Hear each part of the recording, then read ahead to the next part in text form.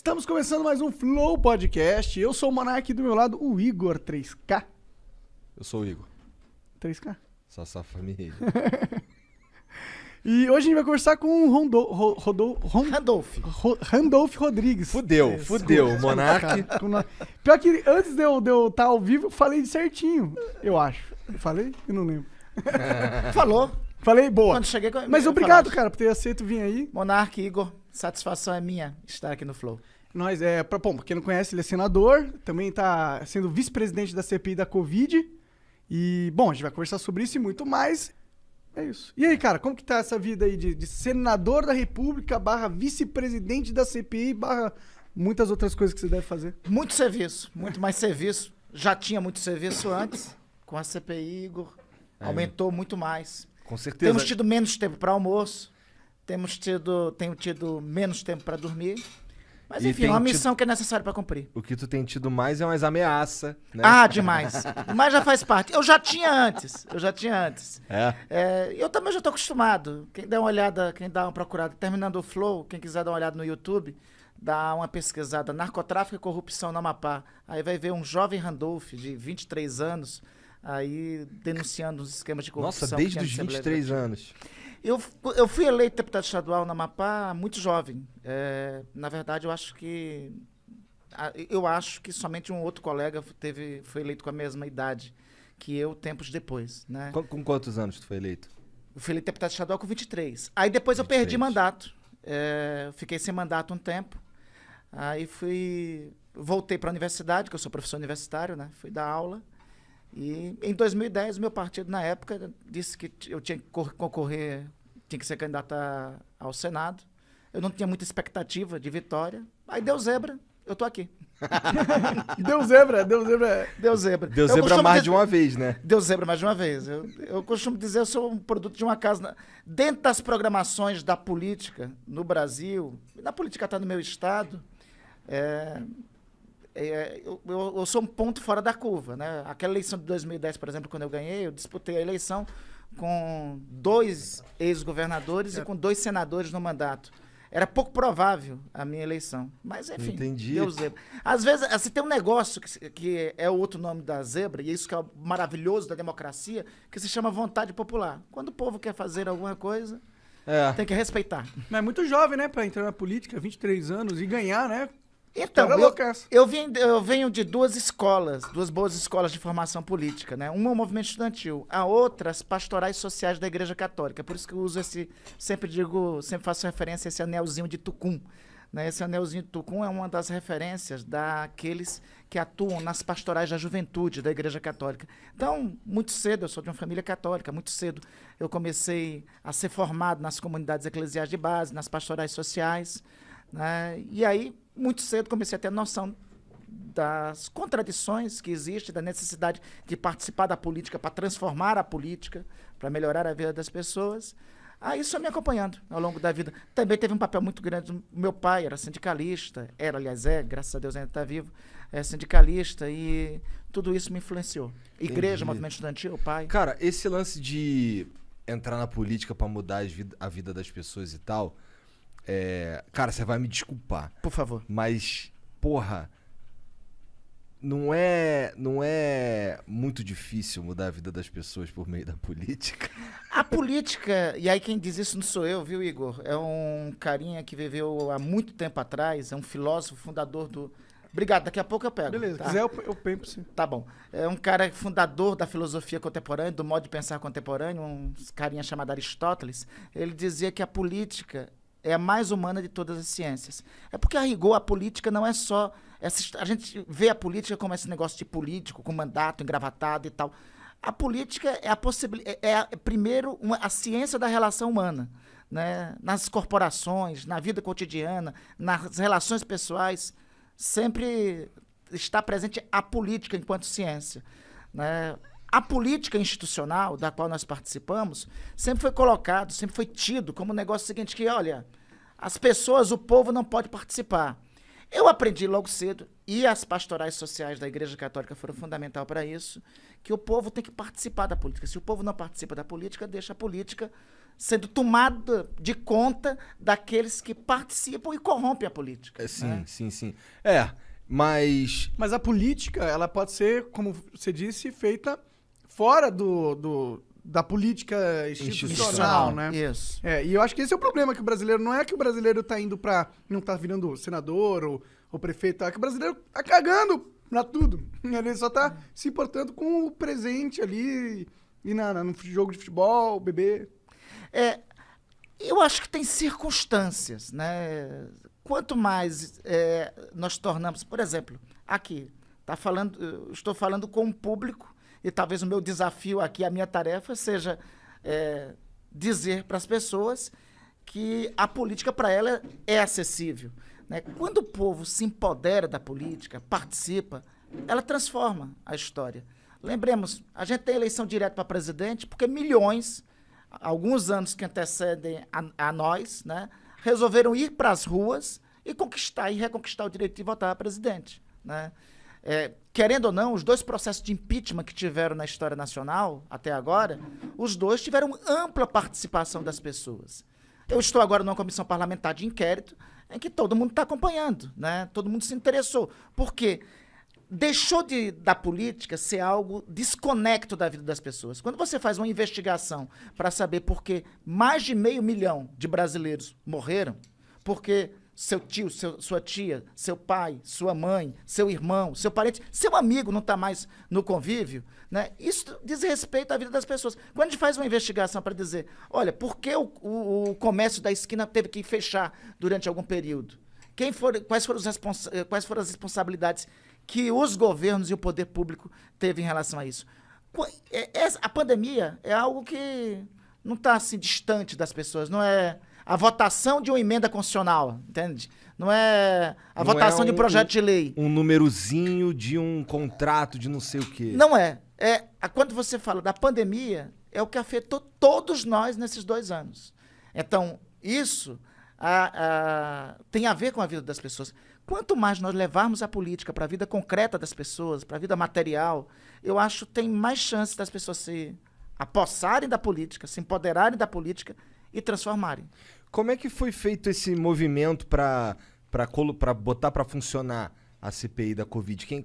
Como é que vocês se organizaram? Quem que foi que, porra, bora fazer uma CPI disso aí? Como é que é isso? Deixa eu te dizer, eu fui o autor do requerimento que resultou na CPI, né? Na Constituição, a regra diz o seguinte, que CPI é direito de minoria. O que quer dizer isso? Só traduzindo rapidamente. Que a minoria parlamentar tem direito a propor uma comissão de investigação. Só que propor uma CPI, conseguir uma CPI, sempre não é uma tarefa muito fácil. No começo desse ano, lá pelo dia 12, 13 de janeiro, acho que todos vocês acompanharam a tragédia que estava em curso em Manaus. Uhum. Né? Foi o alvorecer trágico da segunda onda da pandemia aqui no Brasil. Eu vi aquilo e de imediato disse, olha, a gente tem que tomar uma providência para isso. Qual é a providência? Vamos propor uma investigação.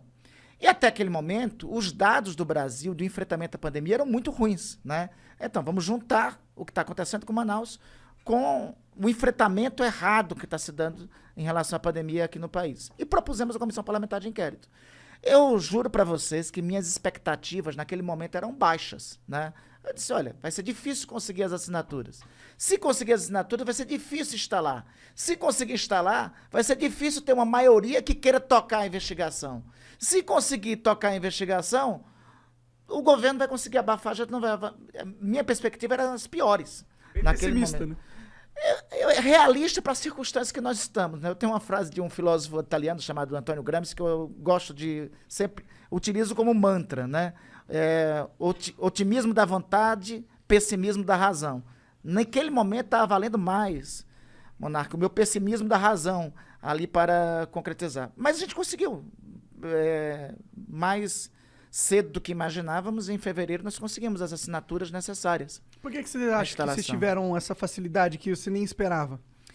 Bom, primeiro porque é o seguinte, a pressão pelo que estava acontecendo no Amazonas, e, assim, os dados da pandemia eram muito graves, né? Isso pressionou os senadores. Segundo, tem um detalhe, o Senado tem algumas diferenças da Câmara, né? A Câmara é mais vulnerável à pressão do governo, né? O Senado, ele como senador depende muito do voto majoritário, é que é diferente. O deputado é eleito pelo voto proporcional, ou seja, uma parcela do povo elege. O senador não, pretende do voto da maioria dos cidadãos. Então ele é mais vulnerável à pressão popular. Eu acho que isso teve um papel... Os congressistas, né? Os senadores. Os senadores, verdade. Os senadores. Desculpa, Porque o nosso parlamento tem duas casas, sim, né? sim. A Câmara, que é a casa de representantes do povo, o Senado, que é o caso dos representantes da federação. Então, acho que isso influenciou para pressionar os senadores a subscreverem, né?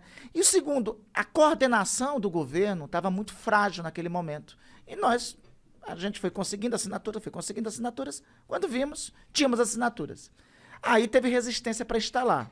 E aí 2 colegas senadores, o Jorge Cajuru e o Alessandro, foram ao Supremo Tribunal Federal, conseguiram uma medida, e aí isso determinou a instalação da CPI. E depois, na composição da CPI, se constituiu uma maioria que disse, é o seguinte, olha, não, vamos tocar a investigação. Junto com isso, teve mais um outro efeito, né? As pessoas começaram a acompanhar a CPI, a pressionar, a ficar de olho nas senadoras, nos senadores, na atuação. Isso começou a criar uma exigência maior por resultados. Sim, até porque tá tendo ampla cobertura de tudo quanto é lugar. Inclusive, não é nem muito difícil, dá pra ver ao vivo, é fácil, né? Não é... Isso é uma parada que eu acho maneira. Mas, cara, será que vai chegar... Eu sei que não é o papel da CPI em si, mas será que chega um momento que a gente também dá uma olhada como é que foi a coordenação dos governadores? Porque a CPI não pode investigar governador, pode? Não, por CPI no âmbito federal, não, por 2 razões. Primeiro, por força da própria Constituição, que impede. Segundo, por força do regimento do Senado. O artigo 147 do regimento do Senado diz que não pode se constituir comissão parlamentar de inquérito em relação à Câmara Federal, em relação aos governos estaduais. E também porque tem um negócio, assim, que a Constituição define algumas regras. Nós somos, Monarca e Igor, uma república federativa. O que é uma federação? São estados que se associam, abrem mão de sua soberania e mantêm sua autonomia. É por isso que nos estados tem assembleias legislativas e tem ministérios públicos estaduais, né? Então, assim, nós temos que cobrar.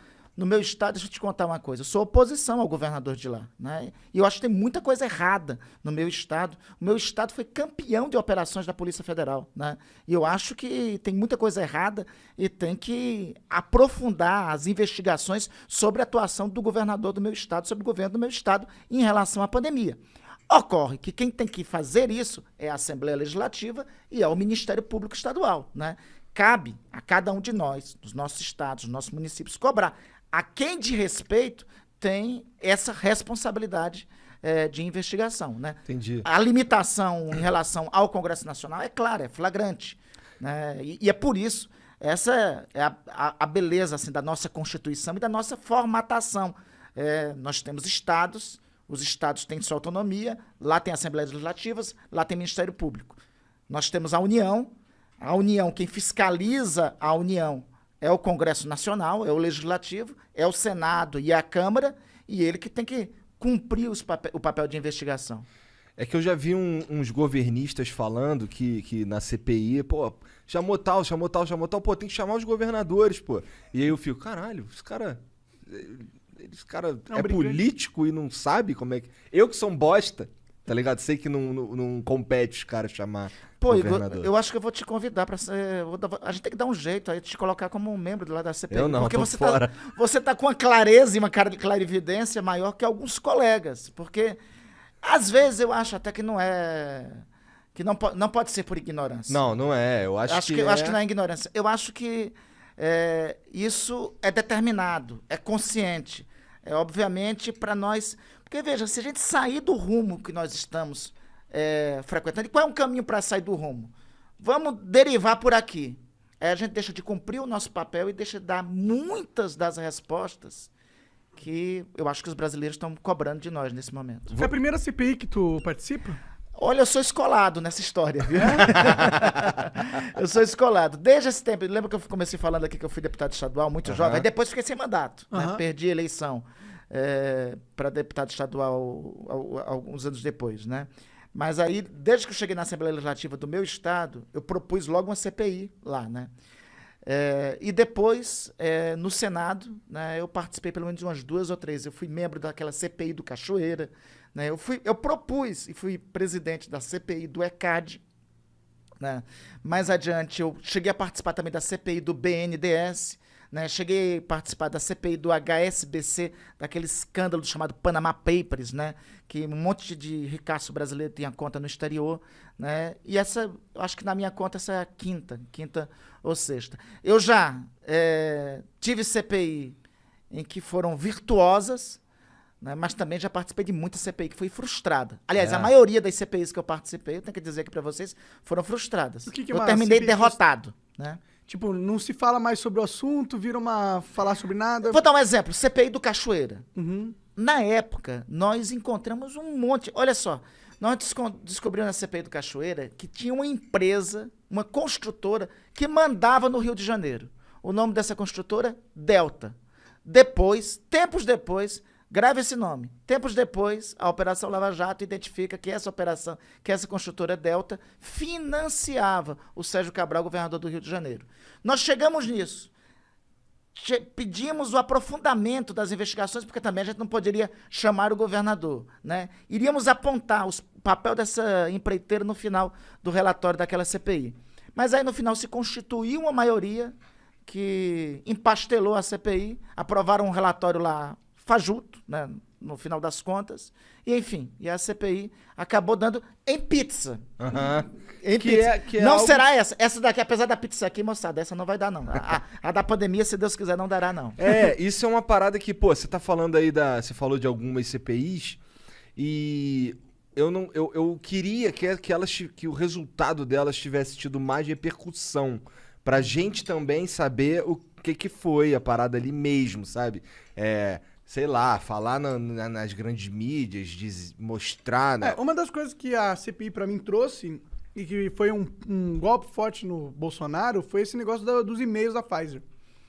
Dele recusar... A gente conversou com o ministro das Comunicações aqui, e ele falou que, apesar de o governo não ter respondido os e-mails, eles estavam em contato com a Pfizer em negociação, só que era com o presidente global, e quem tinha mandado o e-mail era o presidente da Sul-Americana, tanto que quando eles fecharam realmente as vacinas Pfizer foi com o presidente global. Mas como eu não entendo muita coisa... Eu não cheguei a ouvir essa resposta do senhor ministro da propaganda, não, do senhor ministro das comunicações. Não cheguei a ver.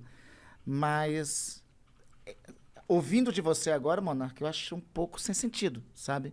Porque, olha só, o que nós encontramos na CPI, a primeira mensagem da Pfizer para o governo é do dia, sabe de quando? Dia 17 de março de 2020. A Pfizer se apresentando, dizendo que estavam no desenvolvimento de vacinas promissoras, né? Ora, se eu estou no meio da pandemia e eu recebo esse e-mail, né? E esse e-mail foi para o ministro da Saúde, para o ministro da Economia, para o chefe da Casa Civil, para o presidente da República. A não ser que alguém utilize o argumento, a desculpa que esse primeiro e-mail estava em inglês. Aí talvez... Mas assim, eu acho que isso não seria dificuldade, né? Vai lá na escola... Podia estar em mandarim, porra. Não, assim... Google Translator ali, né? O Wizard é amigo deles, pô. Chamava o Wizard que traduzia na hora, pô. Chamava o Wizard. Chamava o Wizard lá e ele já resolvia. Mas enfim, teve esse primeiro e-mail. Depois desses, Igor e Monark se seguiram 101, quer dizer, outros 100. Foram 101 e-mails. E sabe por que não bate muito essa resposta do nosso colega ministro da Propaganda? É porque é o seguinte, olha só. No momento que o governo estava negando sentar com a Pfizer, eles fazem uma reunião com a Precisa, que era intermediária de uma outra vacina, de uma vacina chamada Covaxin. Aí o governo disse pra gente, não, mas a Pfizer ainda não tinha tido o autorizo por parte da Agência Nacional de Vigilância Sanitária, da Anvisa. A Pfizer teve o autorizo do FDA americano no dia 8 de dezembro. A Covaxin da Precisa até hoje não tem o autorizo. E o seguinte, o governo fez o contrato com a AstraZeneca antes de ter o autorizo também da Anvisa. Então, nada disso era impedimento. Porque a pergunta é, por que antes de fechar o contrato com a Pfizer, o contrato com a Pfizer foi fechado no dia 20 de março.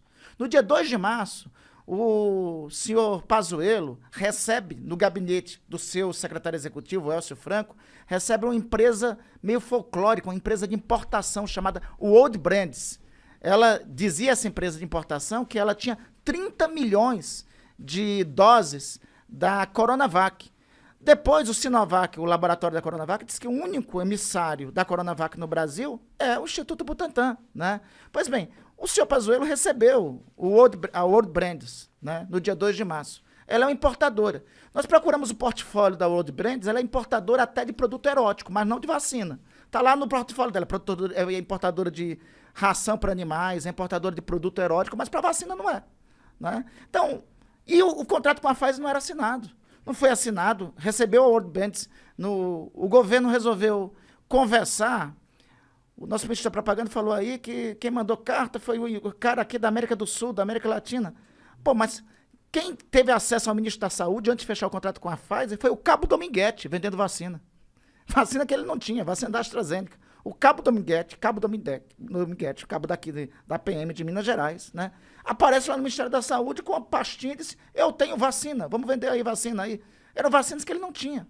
Então o governo sentou com a Precisa, sentou com a World Brands, conversou com a Davat, com o Cabo Dominguete, e não sentou com a Pfizer. Né? A Pfizer, porra. É a Pfizer. O que eles tinham contra a Pfizer? Bom, o que o Fábio falou... Eu não sei se eles tinham algo contrário a Pfizer ser também o produtor do Viagra. E talvez eles tivessem alguma reação a isso. Mas eles deviam amar a Pfizer, principalmente eu acho. Isso deveria ser um motivo pra isso. Tô brincando. Deveria ser um motivo pra isso. O Fábio, ele disse que esse lance da Pfizer aí foi meio que deixado de lado no primeiro momento porque eles queriam negociar poucas vacinas. Foi o que ele falou, tô só repetindo o que ele falou. Não, perfeito.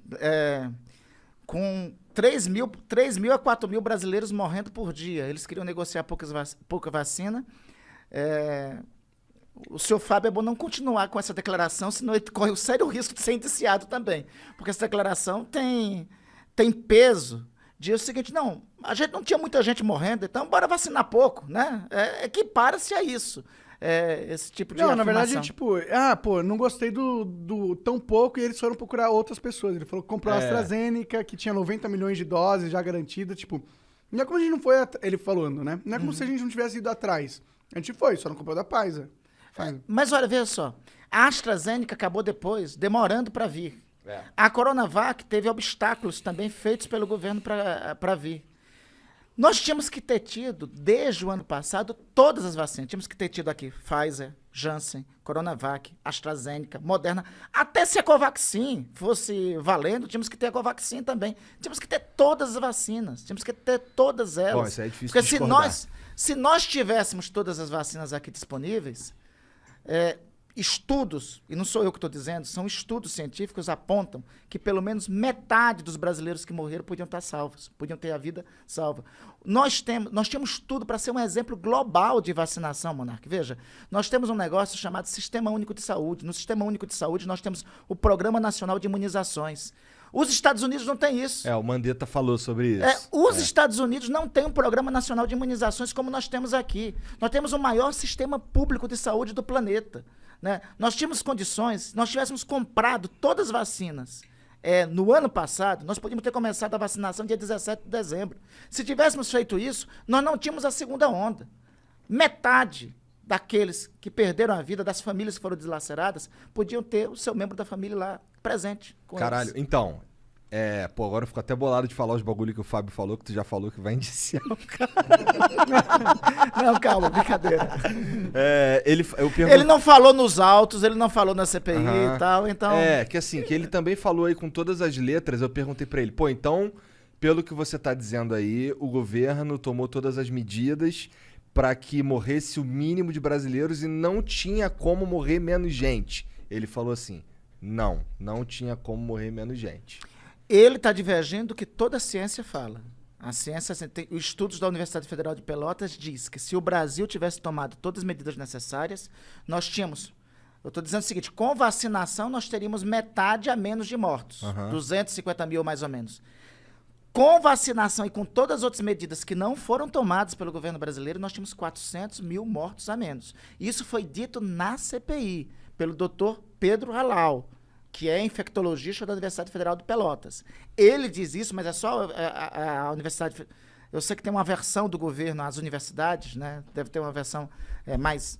Não é só esta universidade que diz isso, né? Várias instituições do Brasil e do exterior apontam concretamente que nós poderíamos ter um número de mortos bem menor. Basta ver o seguinte, nós só perdemos o número de mortos hoje para os Estados Unidos e estamos duelando com a Índia. Os Estados Unidos, porque durante um período teve uma política muito parecida com a do Brasil, e a Índia, porque adotou exatamente a mesma política do Brasil, né? Então, só com esses. Proporcionalmente, mas alguns dizem, não, mas não se equipara a população. Ótimo, vamos então em populações equiparadas. Vamos à China, temos muito mais mortos que na China. Vamos então, mesmo a Índia com toda a tragédia, até bem pouco tempo nós tínhamos um número de mortos superior à da Índia. Vietnã, que é e ainda tem 2 bilhões de pessoas. Né? Vietnã. A Vietnã não é do tamanho do Brasil, não é, mas é um dos países mais populosos do mundo. Tem 200 milhões, a população brasileira é 213 milhões, a do Vietnã é 200 milhões. Pois bem, o Vietnã, até janeiro, fevereiro, tinha 35 mortos na pandemia. Caralho. Foi um exemplo global na pandemia. Até janeiro, dezembro. Não, eles tomaram as medidas, eles chegaram mas 35 mortos é impressionante. E é um país pobre, no Sudeste Asiático, né? E foi um dos referências globais de enfrentamento da pandemia. Você quer outros exemplos? Vamos lá. Se nós tivéssemos avançado na imunização, o governo todo dia diz o seguinte, não, nós já vacinamos 100 milhões de brasileiros. Era para nós termos vacinado 200 milhões de brasileiros hoje, em números de hoje. Veja... A primeira dose, pelo menos, né? Era para termos concluído a primeira dose. O governo propagandeia, nós já vacinamos 100 milhões de brasileiros. Temos 40% vacinados com a primeira dose. Nós só temos, não chegamos a 20 vacinados com a segunda dose. O que eu estou falando, australianos e neozelandeses já estão fazendo festa lá. Já estão atravessando de um lado para o outro. Estados Unidos também. O Chile começou a vacinar desde 17 de dezembro. Hoje, os chilenos estão com 60% de sua população vacinada. As atividades estão retornando. Os Estados Unidos, como você falou, Monarca, a partir do governo Biden, mudou drasticamente a condução da pandemia. Agora teve um aumento do número de casos. E veja só o absurdo. Nos Estados Unidos está tendo um aumento do número de casos porque alguns americanos não querem se vacinar. Né? Acho que o Mandetta falou isso, que lá tem uma versão. Nos Estados Unidos tem uma versão. 90% dos brasileiros hoje querem vacinar. Se nós tivéssemos vacina hoje, nós já tínhamos vacinado 90% dos brasileiros.